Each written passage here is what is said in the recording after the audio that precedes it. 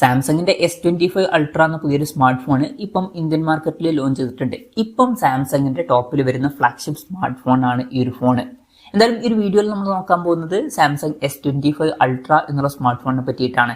അപ്പം നമ്മൾ ആദ്യം ഫീച്ചേഴ്സും കാര്യങ്ങളൊക്കെ നോക്കുകയാണെന്നുണ്ടെങ്കിൽ ഡിസ്പ്ലേയുടെ കാര്യത്തിൽ 6.9 ഇഞ്ചിന്റെ ക്വാഡ് HD+ ഡിസ്പ്ലേ ആണ് ഇതിൽ വരുന്നത്. അപ്പം അത്യാവശ്യം വലിയൊരു ഡിസ്പ്ലേ സൈസ് വരുന്നുണ്ട്, നല്ല റെസൊല്യൂഷനും വരുന്നുണ്ട്. പിന്നെ ഡൈനാമിക് AMOLED 2X ഡിസ്പ്ലേ ആണ് ഇതിൽ ഉപയോഗിച്ചിരിക്കുന്നത്. LTP എന്നുള്ള ഫീച്ചർ സപ്പോർട്ട് ചെയ്യുന്നുണ്ട്.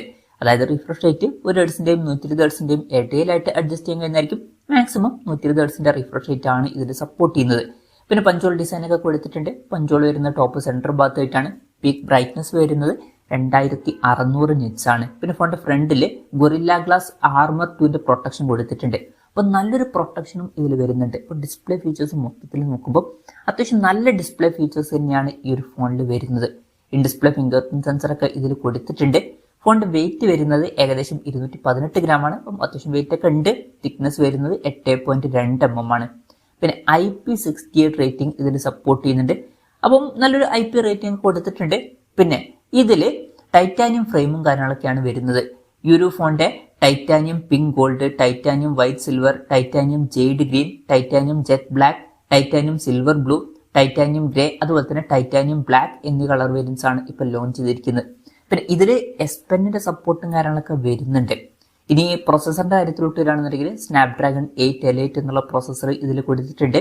ഇപ്പം പൊതുവെ അൾട്ര വെർഷനിൽ സ്നാപ്ഡ്രാഗണിന്റെ ഫ്ലാഗ്ഷിപ്പ് പ്രോസസറാണ് വരാറ്. കഴിഞ്ഞ കൊല്ലത്തെ ഫോണിലും സ്നാപ്ഡ്രാഗണിന്റെ ഫ്ലാഗ്ഷിപ്പ് പ്രോസസർ വന്നിട്ടുണ്ടായിരുന്നു. എന്തായാലും ഇതിൽ ലേറ്റസ്റ്റ് ആയിട്ടുള്ള ഫ്ലാഗ്ഷിപ്പ് പ്രോസസർ വരുന്നുണ്ട്. അപ്പോൾ ബെസ്റ്റ് ആയിട്ടുള്ള പെർഫോമൻസ് തന്നെ ഇതിൽ നമുക്ക് എക്സ്പെക്ട് ചെയ്യാം. പിന്നെ 5G സപ്പോർട്ടൊക്കെ ഉണ്ട്. മേജർ ആയിട്ടുള്ള എല്ലാ 5G ബാൻഡ്സും വരുന്നുണ്ട്.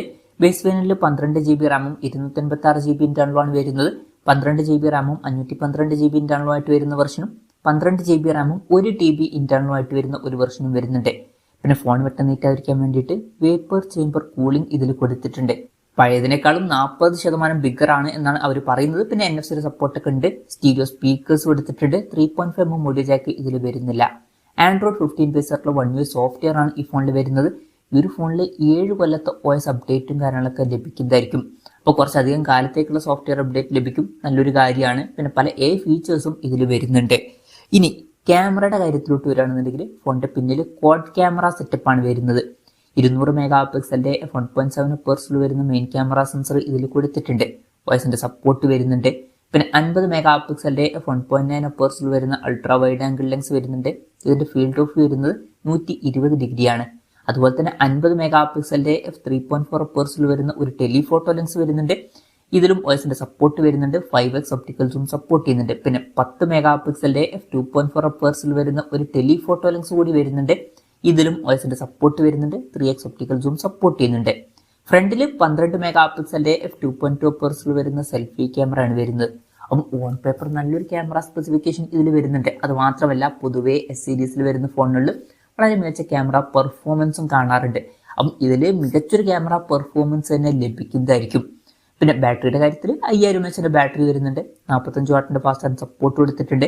15 വാട്ടിന്റെ വയർലെസ് ചാർജിങ് സപ്പോർട്ടും വരുന്നുണ്ട്. പിന്നെ Type-C ചാർജിങ് പോർട്ടും കൊടുത്തിട്ടുണ്ട്. അപ്പം അത്യാവശ്യം തിരക്കില്ലാത്ത ബാറ്ററി സെറ്റപ്പ് വരുന്നുണ്ട് എന്ന് പറയാവുന്നതാണ്. പക്ഷെ ഒരു കാര്യം എന്താ വെച്ചാൽ ഫോണിന്റെ ബോക്സിൽ ചാർജർ ഉണ്ടാവില്ല. അത് നമ്മൾ സെപ്പറേറ്റ് മേടിക്കേണ്ടി വരും. അപ്പം ഇതൊക്കെയാണ് മൊത്തത്തിൽ ഫീച്ചേഴ്സിനെ പറ്റി പറയാനുള്ള കാര്യങ്ങൾ. ഇനി വിലയുടെ കാര്യത്തിലോട്ട് വരികയാണെന്നുണ്ടെങ്കിൽ 12 GB റാം 256 GB ഇന്റേണൽ വെർഷന്റെ വില വരുന്നത് 1,29,999 രൂപയാണ്. അതുപോലെ തന്നെ 12 GB റാം 512 GB ഇന്റേണൽ വെർഷന്റെ വില വരുന്നത് 1,41,999 രൂപയാണ്. 12 GB റാം 1 TB ഇന്റേണൽ വെർഷന്റെ വില വരുന്നത് 1,65,999 രൂപയാണ്.